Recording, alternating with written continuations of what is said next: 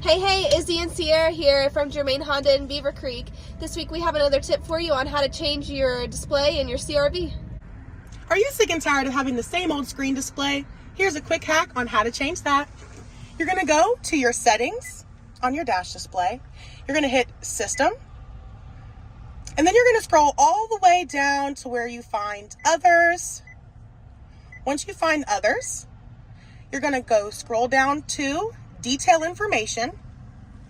Once you hit Detail Information, you're going to hit Display. And it's going to give you an option for wallpaper. I like the live wallpapers. You have other options, bubbles, all these other options here. Let's go with bubbles. You're going to hit Set. And just like that, you have bubbles. Just the Honda owner you are. See you next week.